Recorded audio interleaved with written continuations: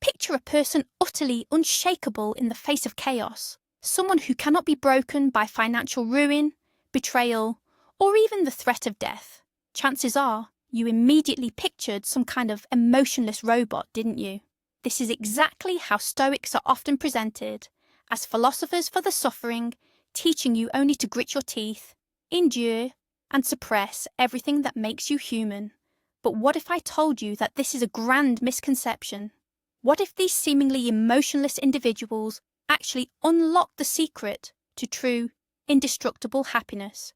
In this video, we're going to break down the philosophy of Stoicism piece by piece and figure out if it truly is a path to joy and tranquility, or just a convenient mask for those who are struggling. Get ready, because some of the facts we cover might genuinely shock you. And before we start, do you agree that happiness is an internal state, not dependent on external circumstances? Write yes or no in the comments right now, and by the end of the video, we'll check if your opinion has changed. To truly understand the Stoics, we need to travel 2.5 millennia into the past. Ancient Greece, Athens, picture a bustling market, noisy with people trading, arguing and making deals. And there, amidst all that chaos, on a painted colonnade known as the Stoa Poikile, a philosopher named Zeno of Citium began to teach. He and his followers were not sitting in an ivory tower. They were practitioners searching for the most crucial answer. How do you live a good life in a world full of uncertainty, war, and epidemics? Their philosophy quickly gained traction and found its way to Rome, where it was adapted and developed by intellectual heavyweights like the slave Epictetus, the wealthy playwright Seneca, and even the emperor Marcus Aurelius. Just think about that for a moment. A slave, a millionaire, and the most powerful man in the world all found solace and guidance in the exact same set of ideas. This means Stoicism isn't some highbrow theory for the elite. It's a universal operating system for the human mind, designed to function even in the most extreme conditions. Right, let's kick things off with the biggest misconception. Myth number 1. Stoics are emotionless automatons. The image of Mr. Spock draped in a Roman toga is so deeply ingrained in our culture that the word Stoic has become synonymous with having a stone face. But here is the truth. Stoics never advocated for getting rid of emotions. That would be completely unnatural. They were human beings. They loved, they got angry, and they grieved. The key difference wasn't the presence of emotions, but rather the reaction to them. They drew a distinction between what they called proto-emotions, those involuntary reactions, like jumping at a loud noise, and full-blown passions. Passions arise when we add our mistaken judgments to those initial reactions. For instance, the judgment, "What just happened is terrible and has ruined my entire life." It was these judgments that the Stoics actually focused on tackling. Their goal wasn't to switch off feelings, but to prevent irrational thoughts from turning them into a destructive hurricane. They sought a clear mind, not an empty heart. This is not suppression. It is conscious management. Think of emotion as a wild horse. You can let it carry you straight into a ditch, or you can learn to become a skilled rider. So, what exactly did the Stoics mean by apatheia, a concept central to their philosophy? In modern English, the word apathy carries a negative connotation: indifference, sluggishness, a lack of interest in life. However, for the ancient Greeks, apatheia was a crucial goal worth striving for. It meant something entirely different. The term apathos literally translates to absence of passion or impassivity. But when the Stoics spoke of passions, they weren't talking about all feelings. They specifically referred only to irrational, unhealthy affects, uncontrolled anger, consuming fear, envy, and destructive despair. Therefore, apatheia is the state of having a clear and calm mind, completely free from these destructive emotions. This doesn't mean a Stoic won't feel sadness over the loss of a loved one. They absolutely will, but they won't allow that sadness to escalate into despair, a despair that paralyzes their will and makes them view life as meaningless. Stoic apatheia is not emotional emptiness. It is a state where you can observe your feelings without becoming enslaved by them. It's like being the captain of a ship in a storm. You feel the waves crashing, but you firmly hold the helm and keep the vessel on course. This is the ultimate tool in the Stoic arsenal for maintaining inner peace. It's called the Dichotomy of Control. While the name sounds complex, the concept is brilliantly simple. As the philosopher Epictetus put it, some things are within our power and others are not. What is within our control? Our thoughts, our judgments, our desires, and our actions. In short, our entire inner world. Outside of our control is nearly everything else. Our physical body, our health status, our reputation, the weather, the actions of other people, the past, and the future. Now here's the crucial insight. The Stoics believe that the root of all our suffering is the continuous effort to control what we cannot, while simultaneously neglecting what is completely within our grasp. Picture this. You're stuck in heavy traffic, running late for a critical meeting. You could rage, honk your horn incessantly, or curse the other drivers. But will any of that change the situation? Absolutely not. That outcome is outside your control. But what is within your power? Your reaction. You can accept the reality of the delay, put on your favourite music or podcast, or call ahead and professionally notify the person you'll be late. By intentionally shifting our focus back to what we can truly manage, we unlock incredible freedom and profound tranquility. Now let's talk about happiness itself. What does happiness mean to a Stoic? Modern culture sells us the idea that happiness is pleasure, a constant high, the accumulation of things, and outward success. But this kind of happiness has one major flaw. It's easily stripped away. You buy a new phone, and a year later, it's obsolete. You get that promotion, and suddenly there's a new, higher target to chase. The Stoics offered a radically different concept of happiness, one they called Eudaimonia. While often translated simply as happiness, a more precise definition is flourishing, or living the good life. Crucially, unlike pleasure, eudaimonia doesn't depend on external factors. It depends solely on us. It stems from living in accordance with virtue. It is an internal state of harmony, meaningfulness, and deep satisfaction that you feel when you know you are acting rightly, developing your potential, and living as a rational being. This type of happiness is independent of whether you are rich or poor, healthy or sick. It is an inner fortress that cannot be captured. External events might bring pain or fleeting pleasure, but they cannot touch your eudaimonia unless you allow them to. But what exactly is this virtue that the Stoics claim is the sole source of happiness? For them, this wasn't merely a nice idea or a fancy word. It is a set of 4 core qualities that form the very foundation of a truly good life. The first is wisdom. Not academic knowledge, but practical wisdom. The ability to distinguish good from bad, and crucially, to understand what is within our control and what is not. The second is justice. This extends far beyond legal definitions. It involves honesty, integrity, fairness, and treating others with kindness and respect. The Stoics believed we are all parts of a single, interconnected whole. When we harm another, we ultimately harm ourselves. The third is courage.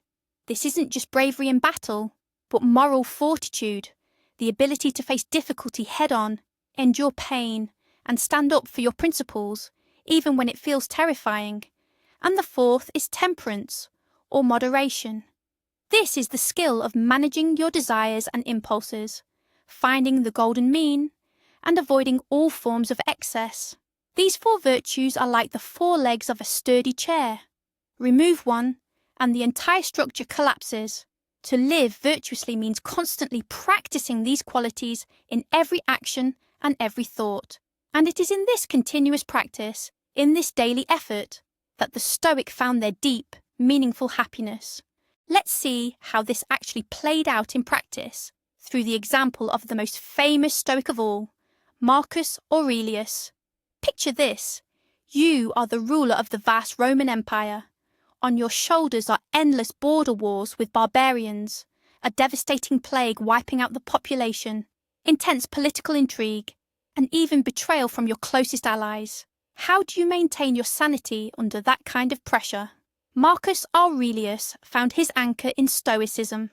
Every night, often writing in his military tent, he kept a personal journal that we now know as Meditations. This wasn't a philosophical treatise, but rather a collection of mental exercises and reminders he wrote strictly to himself. He famously wrote, "Our life is what our thoughts make it." He constantly reinforced the dichotomy of control, the fleeting nature of existence, and the vital necessity of performing his duty to his people. He didn't complain about his fate. Instead, he asked himself, how can I use this difficulty to practice virtue? For him, Stoicism wasn't just theory, it was a powerful survival tool that allowed him to remain humane and a wise ruler in otherwise unbearable conditions. His example proves that this philosophy is not for the weak, it is for those who carry the heaviest burdens of responsibility. Let's look at another common misconception, that a true Stoic must be a poor, material-rejecting ascetic. This myth is easily debunked just by looking at the life of Lucius Annius Seneca. He was not only a preeminent Stoic philosopher, but also one of the wealthiest men in the Roman Empire, and a key advisor to Emperor Nero. So how did this square with a philosophy that teaches independence from external benefits?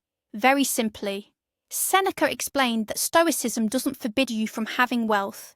It forbids wealth from having you.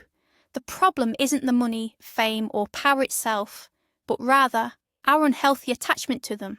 A Stoic can certainly enjoy luxury, but he must be mentally prepared to lose it at any moment, and that loss should not be allowed to crush his spirit. As he put it, the wise man regards his wealth as a slave, the fool as his master. Seneca practiced what he preached. Periodically, he would intentionally live in poverty, sleeping on a hard floor and eating simple meals. He did this to remind himself how little he truly needed for happiness and to eliminate the fear of potential destitution. Stoicism, therefore, doesn't teach us to shun wealth, but rather to adopt the correct perspective on it, using it as a tool for virtue, but never making it the ultimate goal of life. If Marcus Aurelius stood at the pinnacle of the social ladder, and Seneca was near its base, Epictetus was at the very bottom. He was born a slave in Rome. His owner was a cruel man. And legend has it that in a fit of rage, the owner broke Epictetus's leg, leaving him permanently lame. This man, it seemed, had every right to hate the world, curse his fate, and live a miserable life. Yet, he went on to become one of the greatest teachers of Stoicism. His example is the most powerful proof that inner freedom can never be taken away. He famously said, "You can chain my leg, but even Zeus cannot overcome my will." Epictetus experienced the core of the dichotomy of control firsthand. His body belonged to his master, but his mind, his judgments, and his choices belonged to him alone. Upon gaining his freedom, he founded his own philosophical school and taught that it is not events that make us miserable, but our opinions about those events. His life is a hymn to the resilience of the human spirit. It demonstrates that Stoicism is a philosophy not just for emperors, but for slaves. It is a universal key to dignity and happiness, accessible to everyone, regardless of external circumstances. How did the Stoics prepare themselves for life's inevitable setbacks? They utilized a powerful mental exercise known as Premeditatio Malorum, which means, roughly, the premeditation of evils, or anticipating misfortune. Sounds dark, doesn't it? At first glance, it seems like a direct route to anxiety and pessimism. But in reality, the purpose of this practice is exactly the opposite. The core idea is simple. Dedicate a few minutes each morning to mentally visualize the worst things that could happen during the day. This isn't about wallowing in negativity. It's about preparation. What if I lost my job? What if a trusted friend betrayed me? What if I suddenly fell ill? By confronting these potential scenarios, the Stoics accomplished two crucial things. First, they stripped the events of the power of shock. The unexpected blow is always the hardest. Second, they planned ahead exactly how they would respond, determining how they could still maintain their integrity and act virtuously under those circumstances. Think of it like a fire drill. It's not designed to cause panic. It's there to ensure everyone knows exactly how to respond when a real emergency strikes.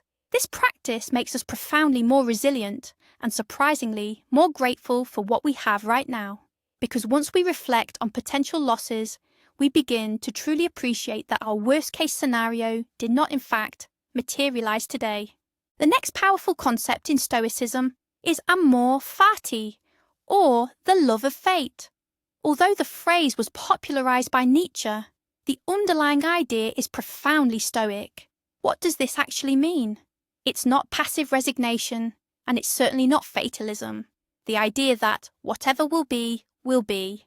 Instead, it is an active, conscious, and even joyful acceptance of everything that happens in our lives, both the good and the bad. Stoics believed the universe is rational and that everything that occurs is part of a greater divine plan, even if we don't fully comprehend it. Therefore, our job is not to fight reality or complain about it, but rather to accept it and use it to our advantage. As Marcus Aurelius wrote, "The impediment to action advances action.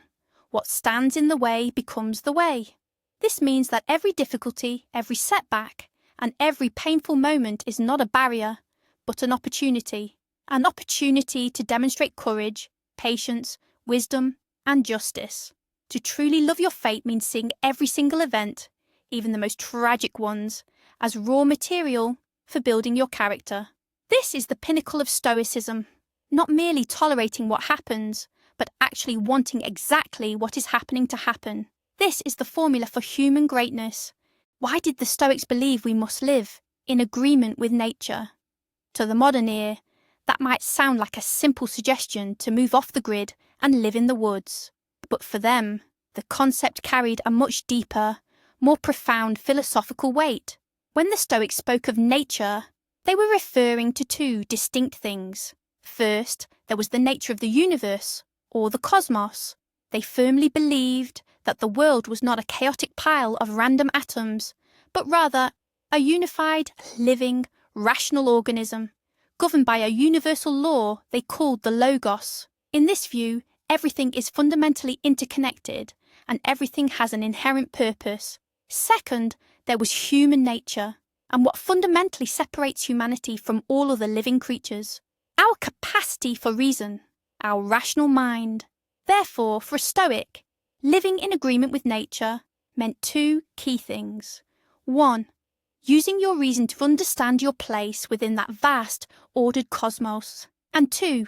Fulfilling your unique human function, which is to live rationally and virtuously. This means acting not based on animal instincts or irrational, wild passions, but rather on sound logic and deliberate moral choice. It means recognizing that we are small, interdependent components of a much greater whole, and our ultimate task is simply to play our part well, thereby contributing to the overall harmony of the world. Dispelling yet another common misconception, Stoicism is far from a philosophy for selfish isolationists who retreat into their inner fortress and ignore everyone else. Quite the opposite, it is a deeply social and interconnected way of life. The Stoics were the ones who popularized the concept of cosmopolitanism. They were the first to declare that every single person, regardless of their background, status, or nationality, is a citizen of one singular state, the cosmos, or the whole of humanity. This is reflected in their famous maxim, "I am human, and nothing human is alien to me." This core belief gives rise to one of their cardinal virtues, justice. This virtue is expressed through service to others, a concept they called oikaiosis, or social affinity. The Stoics visualized this sense of duty using concentric circles. At the center is yourself. The next ring is your immediate family. Then come friends, fellow citizens, and finally, all of humanity. The duty of the wise person is to constantly expand these circles, relating to all people as if they were brothers and sisters. A true Stoic, therefore, cannot remain indifferent to the problems of society. They actively participate in civic life, fulfill their duties, and aid others, understanding that the well-being of the whole is fundamentally connected to their own personal well-being. Ultimately, Stoicism is a philosophy of profound responsibility and unity. But what about powerful and destructive emotions such as anger? Seneca devoted an entire treatise to this very subject, famously calling anger a brief madness. He viewed it as the most repulsive and savage of all the passions. The Stoic approach to anger provides a perfect example of their method in action. They weren't advocating for simple suppression or pretending the emotion wasn't there. Instead, they urged us to analyze it. In their view, anger almost always stems from a faulty judgment. We become enraged when we believe we have been deliberately and unfairly wronged.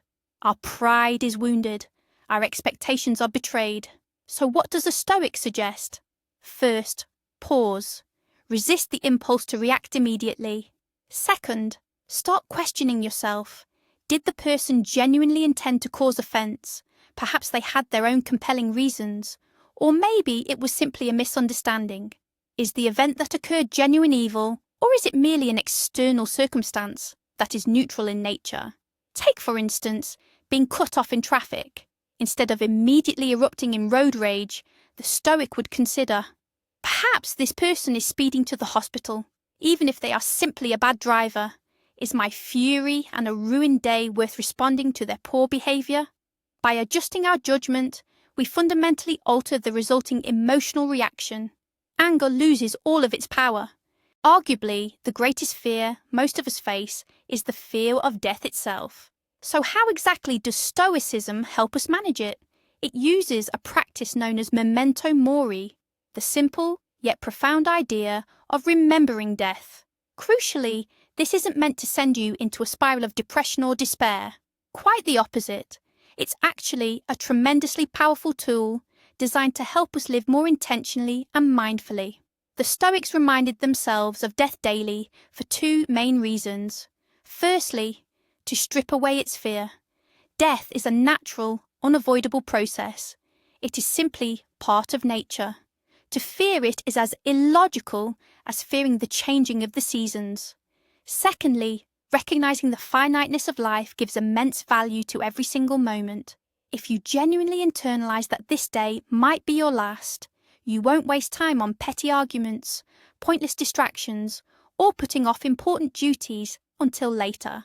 Instead, you'll focus squarely on what truly matters: your relationships with loved ones, fulfilling your duties, and committing to being the best version of yourself right now. As Marcus Aurelius wrote, live each day as if it were your last. This isn't a call to reckless hedonism. It's a powerful invitation to maximum mindfulness and virtue, lived out right here, right now. Stoicism is often confused with its ancient counterpart, Epicureanism. While both philosophies aim for tranquility or peace of mind, their paths to achieving it were fundamentally opposed. Let's take a closer look. For the Epicureans, the ultimate goal was ataraxia, a state of undisturbed serenity achieved by avoiding pain and pursuing moderate, sophisticated pleasures. Their unofficial motto could be summarized as, live unnoticed. They believed the key was to withdraw from the chaos of public life, surround oneself with good friends, and savour simple joys. The Stoics, as we know, aimed for Eudaimonia, human flourishing achieved by living in agreement with virtue. A Stoic does not run from difficulty. Quite the opposite. They seek challenges out, viewing them as essential training grounds for character development. If an Epicurean views pain as an intrinsic evil to be avoided at all costs, the Stoic sees pain as a neutral external event, a mere circumstance that provides an opportunity to exercise courage and resilience. The Epicurean's happiness is inherently fragile, dependent on the absence of external disturbances. The Stoic's happiness, however, is unbreakable. It relies solely on the internal choice to live virtuously even when standing in the eye of the storm. This marks the fundamental, defining difference in their approach to life. It wouldn't be fair if we didn't also address the criticism levelled against Stoicism. After all, no philosophy is perfect.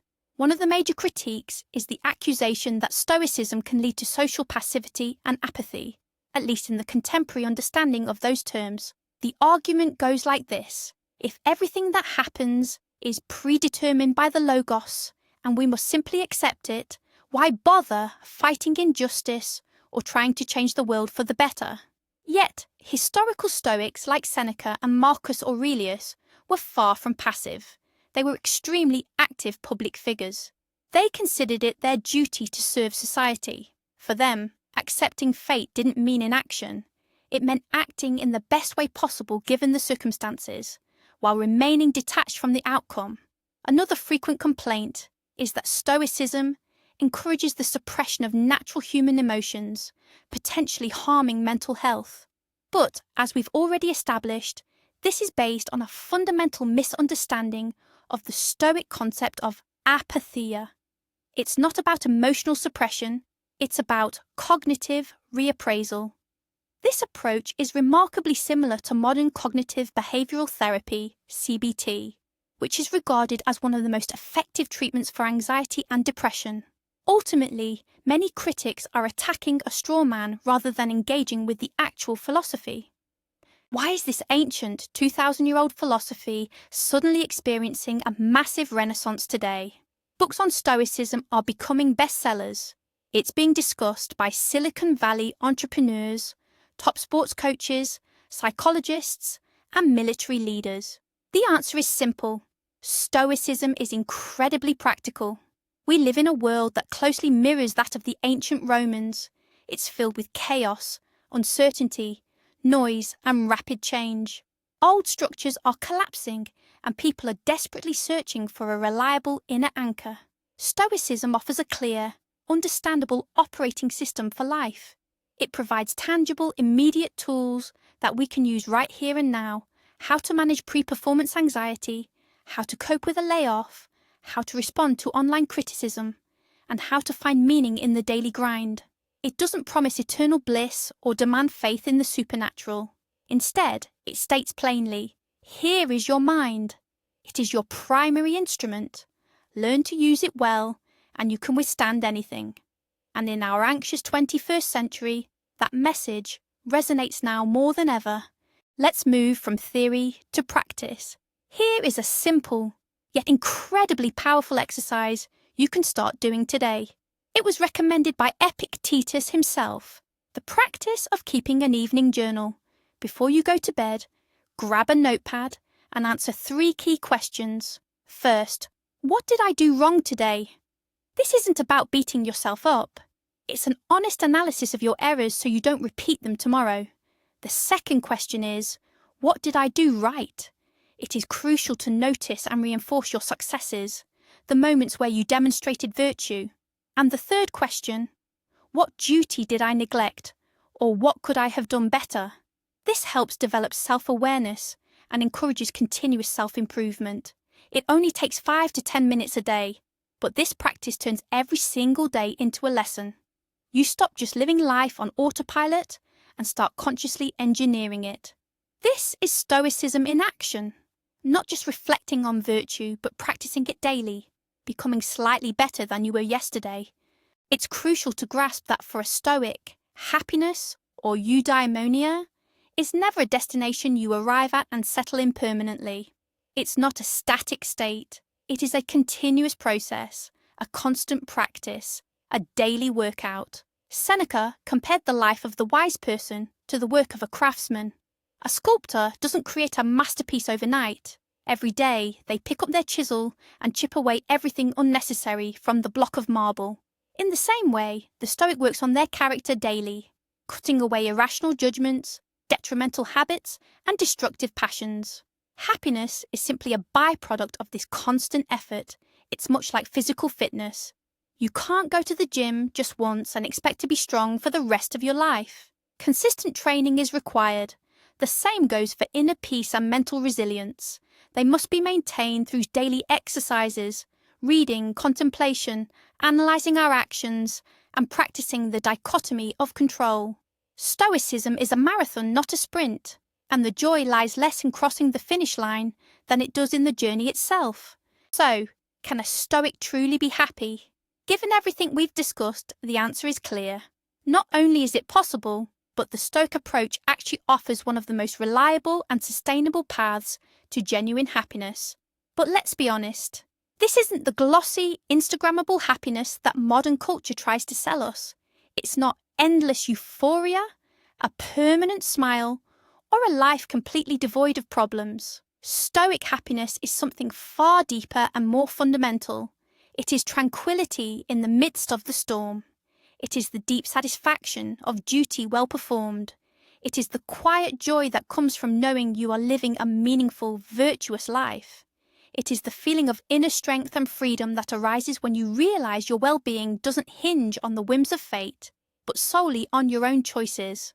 This is the happiness of a mature, self-aware individual, someone who doesn't run from reality, but embraces it in its entirety, encompassing both its tragedies and its joys. This is not a philosophy for victims. This is a philosophy for those who want to stop being a victim and finally become the master of their own lives. So what is the main, and perhaps slightly shocking, takeaway we can draw from all of this? Stoicism isn't about feeling less. It's about understanding more. It's not about maintaining a stone face. It's about cultivating a clear mind. The greatest paradox of Stoicism is this: by giving up the pursuit of fragile external happiness, things like money, fame, and fleeting pleasure, we gain an internal well-being that absolutely nothing and no one can take away from us. Now, this doesn't mean the life of a Stoic is easy or carefree. Quite the opposite. Marcus Aurelius buried his own children. Seneca was condemned to death by his former student. Epictetus was born into slavery.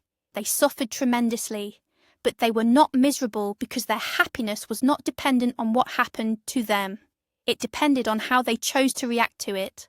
And perhaps that is their core secret, a secret that remains incredibly relevant even today. Thank you so much for watching this video all the way through. I truly hope you found it helpful. If you did, please don't forget to hit the like button and subscribe to the channel so you don't miss our future deep dives and analyses. And now, I have a question for you. What Stoic idea did you find most practical or useful for your own life? Or perhaps you fundamentally disagree with something we discussed. Let me know your thoughts in the comments below. Let's start a conversation.